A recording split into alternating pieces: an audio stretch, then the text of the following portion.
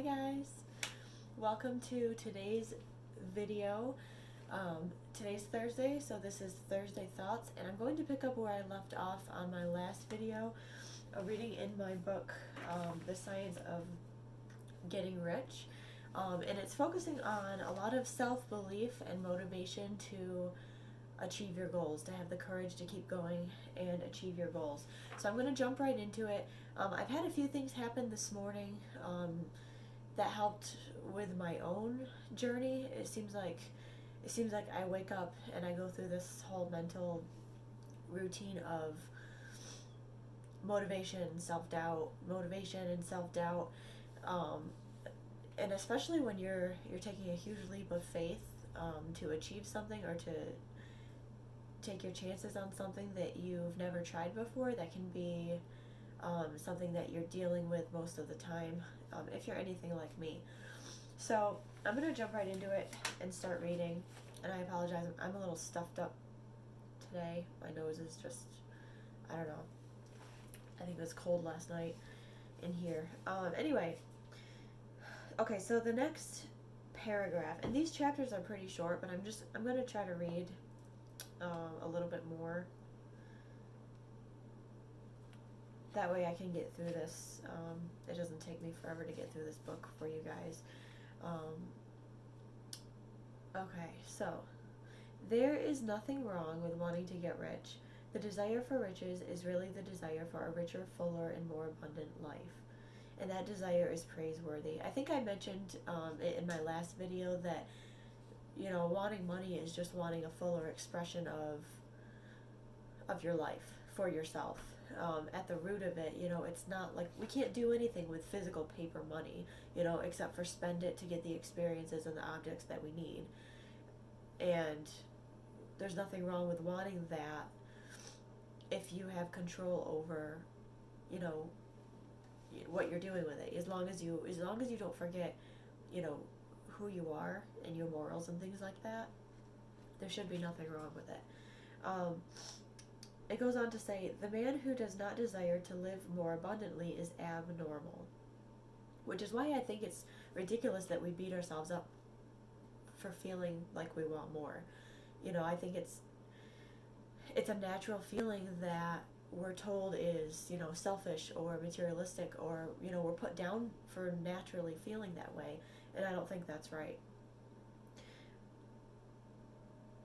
The man who does not desire to live abundantly is abnormal, and so the man who does not desire to have money enough to buy all he wants is abnormal. There are three motives for which we live. We live for the body, we live for the mind, and we live for the soul. No one of these is better or holier than the other. All are alike desirable, and no one of the three, body, mind, or soul, can live fully if either of the others is cut short of a full life and expression.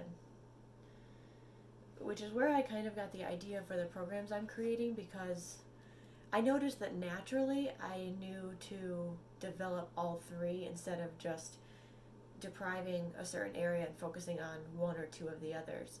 I think it's important, especially when you want to really change your life, to work on all three simultaneously, and develop the skills and habits that you can put in place to do that as a routine. In the beginning it does take some effort to instill the things that you're going to need to change all three, but once you do, your mind takes over and your mind learns those as its new routines. So I definitely agree with this, that you shouldn't be lacking in any of the three areas in order for them to work fully. It is not right or noble to live only for the soul and deny mind or body. It is wrong to live for the intellect and deny the body or soul. We are all acquainted with the loathsome consequences of living for the body and denying both the mind and the soul, and we see that real life means the complete expression of all that man can give forth through body, mind, and soul. Whatever we can say, no man can be really happy or satisfied unless his body is living fully in every function, so good health, and unless the same is true for his mind and his soul. I know for me, back in 2016 was when it all started. It was a little bit more than 2 years ago then. I keep telling people, all of this has stemmed from me for, my passion for helping people who are struggling with depression, or who are struggling in a rut, and they feel like they're meant for more, but they're not sure what it is. Like, they just feel like something needs to change, but they're not sure what. That was me a few years ago. But looking back, I realized it started more in 2016, and I think the reason why was because, I was comfortable, I guess, as far as finances were taken care of. It was more for peace of mind, but ironically, it was hurting my mental health more than anything to keep myself stuck there. So I can really relate to coming from that place and feeling scared, because it feels like if you change things the way you're only dreaming of changing them, then you're going to uproot your entire life. It's like a blank canvas, that can be really scary. So I can definitely relate to that as far as having a full expression in all areas and needing all three to function. Because as I've just kind of thrown myself into it and forced myself to take that leap of faith, I'm kind of learning as I go. And I do have mentors, and I do have new friends, that are spiritual and that are going through the same thing. But, you're kind of left to find the tools and find the habits and the routines that are actually going to keep getting you through it. So that's kind of what I'm piecing together now, which is going to be the program that I'm sharing. And then it says, we are all acquainted. Let's see, I think I read that part already. The consequences of living for the body and denying the mind and soul. And we see that real life means the complete expression of all that man can give forth through the body, mind, and soul. Whatever he can say, no man is really happy or satisfied unless his body is living fully in every function. And I honestly think that that's all we want. When we say we want to be happy, everybody wants to be happy, but they can't necessarily pinpoint what would make them happier. If you can sit down and write that out, that's your first step towards moving in that direction. And for some reason, it's harder than it sounds. When I started this journey for myself, I kept seeing everywhere, Bob Proctor videos. I don't know if you guys know who Bob Proctor or Jake Ducey or, any of those spiritual influences are. And I was reading it. I think it's even in this book. It says to sit down and write it out. Picture what would make you happy. It doesn't matter how illogical or crazy or huge it is. Kind of like sky's the limit. Sit down and write it out. And for whatever reason, your ego, and your logic, the part in your brain that's used to controlling your behaviors and your outcomes, just starts screaming. For whatever reason, that is one of the hardest things to do, is to actually force yourself to sit down and even just entertain the thought that is possible. And I think that's the perfect place for some of us to start, because once you do that, it feels exciting. It feels good. You're entertaining an idea that makes you feel good. And that was the beginning for me of my journey. I sat down, and I don't have my card with me, it's in the other room, but I have this little pocket card that I keep in my pocket, and it's got these really sharp corners on it, and every time I can feel it poking me in the leg, or every time I reach down and I notice it's there, I recite what's on it in my head. That's called auto-suggestion. You can reprogram your expectations based on the things you tell yourself over and over and over again. So what I have on my card, and then you start becoming what you think about. You start noticing more. How you'll get a new say you'll get a new watch or a new brand of t-shirt or something that you weren't aware of before, and now you own it. How you go out and you start seeing it everywhere, or at least you notice it in places where it was right in front of you before, but it wasn't there before. It's kind of like that. It's kind of like introducing yourself to a new idea. That way you can attract more things that help you grow in it. So that's been extremely helpful for me, because when I first wrote my card, I thought it sounded crazy. I was I think mine says, I am so happy and grateful. Yeah, I am so happy and grateful now that I am a successful fitness icon, making $3 million every single year and inspiring millions of people internationally. Um, and then it goes on to say, like, list specifically what that would mean for me. It says, I am a fitness model, Olympia champion, and CEO of my own successful fitness brand. People pay me to do what I love to do. And like I said, when I first wrote that, I thought it sounded crazy because I'm not used to thinking that way. I'm not used to thinking I can have anything I want, no matter how crazy it sounds. But the more you read it, the more your brain kind of... See, this is the thing. I didn't realize that before all of this new thinking for me, I thought that life was just kind of happening to us, instead of for us. And we adjust to things as we go, which is true, but we can also choose what we adjust to. We can also choose our reactions, and we can also choose the things we're feeding our brain to control our behaviors, which give us new results.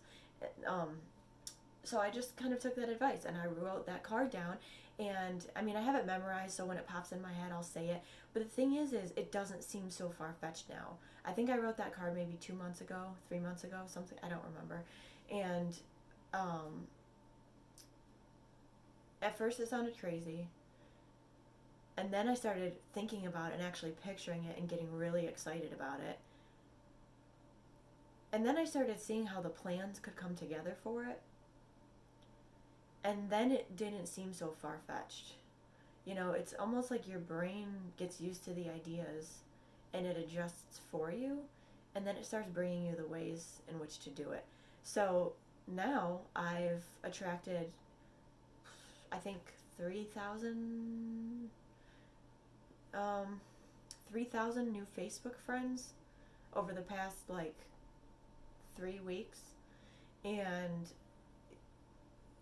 they're all fitness influencers and successful entrepreneurs, and people that work with law of attraction, like what I'm into. It's like I'm attracting the people and the circumstances that are going to help me build to the next step, and so many of them have been really helpful. This is where I get a lot of my mentorship and belief in myself. It's not just me telling myself all this stuff. It's my friend Julia in Sweden, my friend Ryan in England, my friend Kadara out west. He's in Arizona right now. And then I just talked to a girl this morning in California.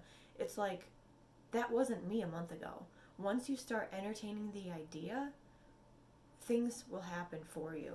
So I just kind of wanted to encourage you guys, if you feel like that's you, if you feel like you're meant for more but you don't know what it is, and you don't even know what the first step is, I'm telling you, the first step, give yourself a quiet 10-15 minutes alone with a pen and a piece of paper or a card or whatever, and just let yourself fantasize. Let yourself think about what excites you in life. If you could make a living doing something that you absolutely loved and it didn't feel like work, and you were making, whatever amount of money you want to be making, whatever it is, put it down on a piece of paper and start thinking about it. I really do think that because we don't all want the same thing, there's enough for everybody. The world is more abundant and bigger than I thought, and I really do think that we can all have that. So that's what I'm working towards. And again, to elaborate on what I said in my last video, that's why I'm excited that I'm documenting this, because what I just said over the past few minutes is basically, in a nutshell, what I'm doing.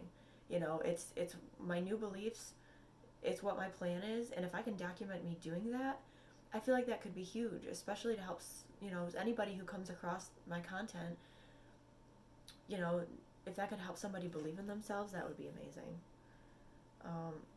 Okay, man cannot live fully in body without good food, comfortable clothing, and warm shelter, and without freedom from excessive toil.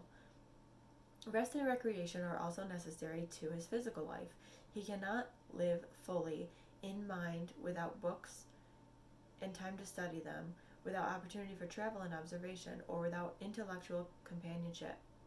To live fully in the mind, he must have intellectual reactions and must surround himself with the objects of art and beauty he is capable of using and appreciating. To live fully in the soul, man must have love, and love is denied expression. Love is denied expression by poverty. Something actually just spoke to me with that. I'm going to have to come back to that.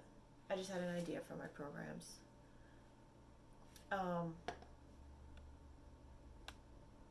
So wanting to fill all three areas of your life, body, mind, and spirit, is not selfish. There are material things, yes, that go into fulfilling them, but that doesn't make you materialistic. Anybody who you can be materialistic if you're focusing on like the selfish competitive aspect of things, you know.